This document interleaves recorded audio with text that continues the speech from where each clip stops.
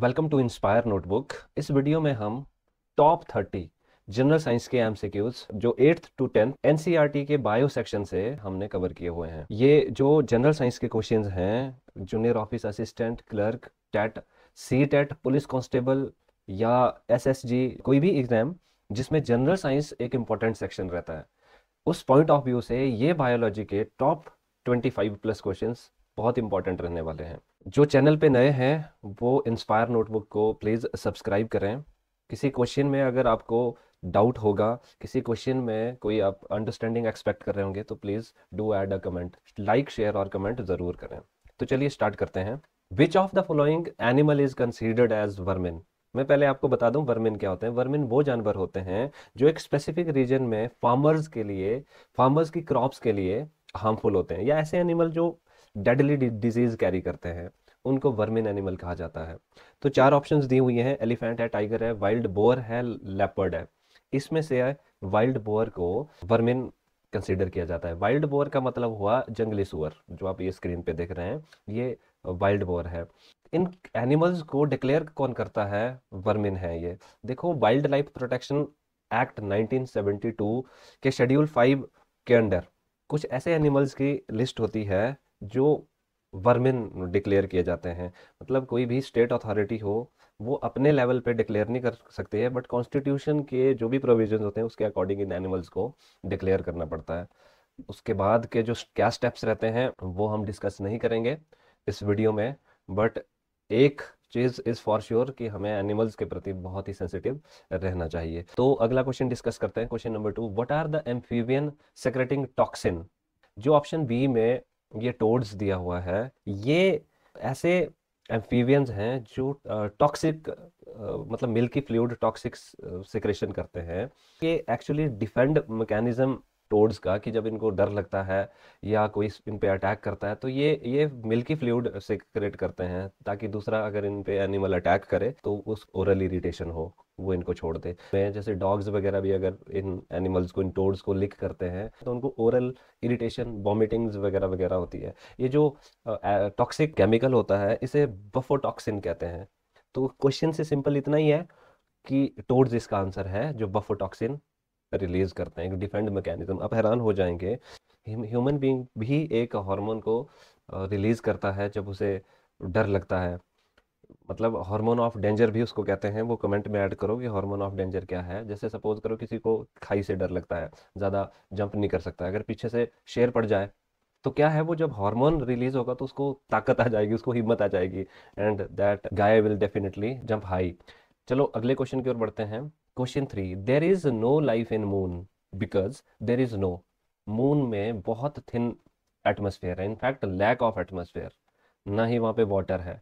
तो इन ऑप्शन में से हम ऑप्शन डी को, करंट अफेयर का क्वेश्चन है कि चाइना आर्टिफिशियल मून पे अभी काम कर रहा है, आर्टिफिशियल सन तो उन्होंने बना दिया है। अगला question, the smallest bone in human body steps is located in, head में, नोज में, ईयर में या फिंगर में? ये ऑप्शन सी ईयर में है। ये जो आप जूम करके मैं अभी दिखा रहा हूँ, ये बिल्कुल हल्का सा जो रिंग अभी मैंने पॉइंट आउट किया, ये वो सेक्शन है, ये वो एरिया है जहाँ पे ये सबसे स्मॉलेस्ट बोन लोकेट होती है। अगला question, plants which grow in a dry habitat, in dry habitat में जो आपको दिख रहे हैं ये जो प्लांट्स हैं, ये ड्राई हैबिटेट के, इनको जीरोफाइट्स कहते हैं।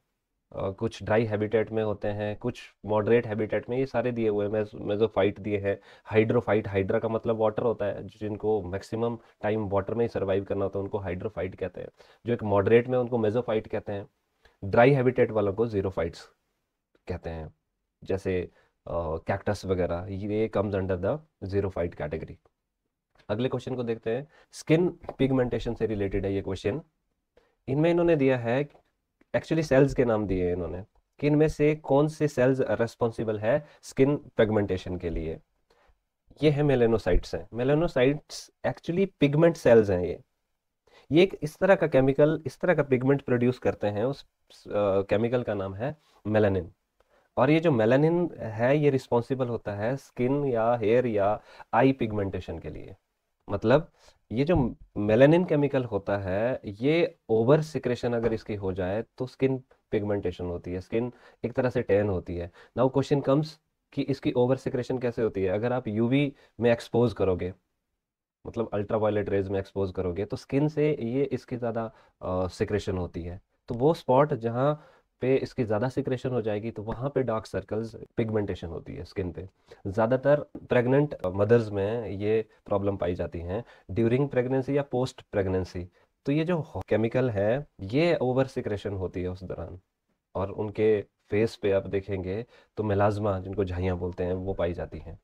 तो यहाँ पे एक सिंपल सा क्वेश्चन है कि किन सेल्स के कारण होता है, तो option B is the correct one, melanocytes.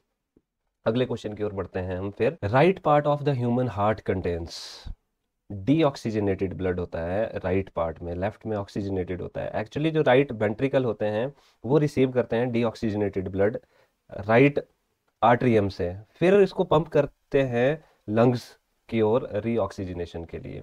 तो राइट पार्ट में डीऑक्सीजनेटेड, लेफ्ट में ऑक्सीजनेटेड होता है। तो अगले क्वेश्चन की ओर बढ़ते हैं। Which organ the red blood cell is synthesized, ये होते हैं बोन मैरो में। और एक क्वेश्चन ये भी आ सकता है कि जो रेड ब्लड सेल्स हैं उनका लाइफ स्पैन कितना होता है। 120 दिनों तक ये सेल्स लाइव रहते हैं। पता करो वो वाइट ब्लड सेल्स का लाइफ स्पैन कितना है। Question 9, from which mineral is radium obtained, इनमें से पिच ब्लेंड इसका करेक्ट आंसर है, option D. Question 10, the stress hormone of the plant is, इसको बोलते हैं abscisic acid, stress hormone. Example देता हूं, किसी प्लांट को आप हीट एनवायरनमेंट में या ड्राई एनवायरनमेंट में या कोल्ड एनवायरनमेंट में एक्सपोज करो। जैसे मान लो जो ड्राई एनवायरनमेंट वाला प्लांट है उसको आपने थोड़ा सा वेट एनवायरनमेंट में एक्सपोज किया, जो कोल्ड में सर्वाइव करता है उसको आप थोड़े से हीट वाले एनवायरनमेंट में एक्सपोज करेंगे। तो क्या होगा, ये जो प्लांट है ये एक तरह का हार्मोन सिक्रेट करेंगे। मतलब जब इनको एडवर्स कंडीशन में आप एक्सपोज करोगे तो what they will do, they will release a kind of hormone, जैसे फोटो हार्मोन कहते हैं इनको ज़्यादातर। ये हार्मोन क्या करते हैं, ये हेल्प करते हैं इन प्लांट्स को एडवर्स कंडीशन में सर्वाइव करने की। बहुत सारे फोटो हार्मोन्स हैं, जैसे जस्मोनेट है, नाइट्रिक ऑक्साइड करके भी इसको जाना जाता है, एबीए जो अभी यहाँ पे ऑप्शन में दिया है, ऑप्शन बी एब्सिसिक एसिड। ये ऐसे हार्मोन्स हैं, ये हेल्प करते हैं उन प्लांट्स को एडवर्स कंडीशन में भी वो अडेप्ट कर पाए। मतलब जो कोल्ड में सर्वाइव करता था उसको हीट की ओर ले जाएंगे तो वो कोशिश करेगा वहां सर्वाइव करने के लिए। अगर ओवर एडवर्स हो जाएंगी तब तो वो वहां पे सर्वाइव नहीं कर पाएगा, बट एटलीस्ट एक स्ट्रेस हार्मोन ने कुछ ना कुछ हेल्प तो किया उसको उस एडवर्स कंडीशन में सर्वाइव करने के लिए। तो option B is the correct answer. Question 11 पे जाते हैं। The number of spinal nerves in human body, ये टोटल जो पेयर होते हैं 31 पेयर्स होते हैं स्पाइन में। अगर आप देखेंगे C1 से C8, T1 से T12 और L1 से L5, 31 पेयर्स है इसका करेक्ट आंसर। बहुत ज़्यादा बार पूछे जाने वाला क्वेश्चन है। अभी JOA में पूछा था, रिब्स के बारे में पूछा था कि टोटल रिब्स कितनी है। नेक्स्ट क्वेश्चन की ओर बढ़ते हैं। First scientific studies in genetic were carried out by, ये जॉन मेंडल ने कैरी किया था। एक क्वेश्चन यहाँ से ऐसा भी बन सकता है कि फादर ऑफ जेनेटिक्स किसे कहते हैं, ये भी जॉन मेंडल है। पी प्लांट पे इन्होंने एक्सपेरिमेंट किया, ये क्वेश्चन भी पूछा जा सकता है कि किस प्लांट पे एक्सपेरिमेंट किया था। इन्होंने लॉ ऑफ हेरिडिटी भी दी है, ठीक है। तो बोलते हैं कि ड्यूरिंग इनके लाइफ टाइम तो इनको रिकॉग्नाइज नहीं किया गया था, इनके जो प्रोजेक्ट्स हैं, इनकी जो थीसिस हैं वो रिजेक्ट हुई थी। मरने के बाद इनकी थीसिस को फिर से टटोला गया, फिर इनको अवार्ड मिला था। अगले क्वेश्चन की ओर बढ़ते हैं। Patchy white skin is known as, एक बीमारी देखी होगी आपने, white white white white white skin होती है। इसके लिए जो साइंटिफिक टर्म है वो है ल्यूकोडर्म। डर्म का मतलब स्किन होता है, जैसे ठंडे ठंडे Dermi cool means, Dermi means skin. Skin से रिलेटेड, स्किन में अगर हीट हो जाए, प्रिकलीज हो जाए तो पाउडर छिड़को, तो डर्मी मीन्स स्किन।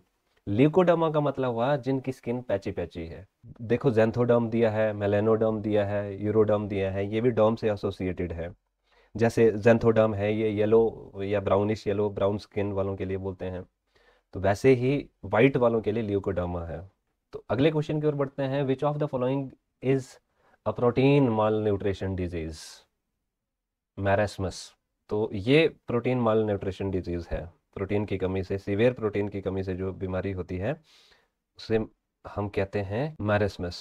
ओके, अगला question. Omicron a new variant name of corona is a, कुछ लैंग्वेजेस दी हैं, कुछ भाषाएं दी हैं, ये ओमिक्रॉन इनमें से किस भाषा का शब्द है, किस भाषा से लिया गया है ये शब्द है? ये ग्रीक से लिया गया है। देखो जो कोरोना के और वेरिएंट्स भी थे वो भी ग्रीक से लिए गए थे। ये जो ग्रीक का चार्ट आप देख रहे हैं, अल्फा देखा होगा आपने, बीटा, गैमा, डेल्टा मैंने हाईलाइट किया है, इंडिया वेरिएंट बोलते थे इसको। अब WHO थोड़ी ना चाहेगा कि कोई किसी कंट्री को स्टिग्मिफाई करे। इंडिया में मिला था तो इंडिया वेरिएंट अगर देते तो इंडिया स्टिग्मिफाई होना था, फिर इन्होंने डेल्टा दे दिया। वैसे ही बोलते ओमिक्रॉन अफ्रीकन कंट्रीज में ये पाया गया था, तो वहाँ की कंट्रीज स्टिग्मिफाई ना हो, तो इसलिए इसका नाम तो इन्होंने ग्रीक लेटर से ही दिया, ओमिक्रॉन। ये ग्रीक लेटर है। हालांकि बोलते हैं कि जो 14 नंबर पे आप देख रहे हैं, 13 नंबर पे देख रहे हैं न्यू, मतलब न्यू ये प्लान कर रहे थे कि न्यू इसका नाम रख रहे थे कोरोना के इस वेरिएंट का।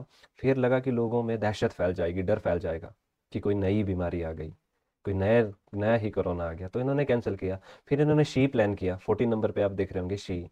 तो शी इन्होंने इसलिए नहीं दिया ताकि चाइना स्टिग्मिफाई ना हो, शी जिनपिंग उनका नाम है, तो इन्होंने प्लान किया कि इसका नाम ओमिक्रॉन रख लेते हैं। सो ओमिक्रॉन एक ग्रीक वर्ड है जो इस वक्त कोरोना के वेरिएंट के लिए इन्होंने नाम नहीं दिया है। बाकी जो ये रिजर्व है जैसे पाई, सिग्मा, लेमडा, ये सारे ग्रीक लेटर्स हैं। खैर अगले क्वेश्चन की ओर बढ़ते हैं। विच among the following is correct location of adrenal gland human body? ये किडनी में पाए जाते हैं, अबव द किडनी, वहां पे आप देख लो टॉप पे जो हाईलाइटेड है एडर्नल ग्लैंड दिया हुआ है, किडनी के ऊपर पाया जाता है। Question 17, which among the following is called queen of spices? Cardamom को कहते हैं क्वीन ऑफ स्पाइसेस, याद रखना। Which of the following tissue has dead cells? Plant tissues हैं ये बेसिकली, स्केलर कीमा बोलते हैं इनको। Next question, cartilage is not found in kidney? Kidney में कार्टिलेज नहीं पाए जाते हैं। अगला question, nervous tissue is not found in tendons, option C. बाकियों में नर्व टिश्यूज पाए जाते हैं। Nerve cell does not contain, अगर नर्व सेल का आप प्रीव्यू देखेंगे, एक्सॉन है उसमें, नर्व एंडिंग्स हैं, डेंड्राइट्स हैं, सो टेंडन्स नहीं होते हैं, कनेक्टिव टिश्यू थोड़ी ना होंगे इनमें। ठीक है, ये तो एक बड़ा सेल्युलर स्ट्रक्चर है, लार्जेस्ट सेल नर्व सेल है। सो ये थे क्वेश्चंस। बाकी आपके लिए मैंने क्वेश्चन बीच में पूछा हुआ है, तो वो आपने बताना है कि डेंजर ऑफ हार्मोन क्या है। बाकी इंस्पायर नोटबुक के साथ बने रहने के लिए धन्यवाद। Take care.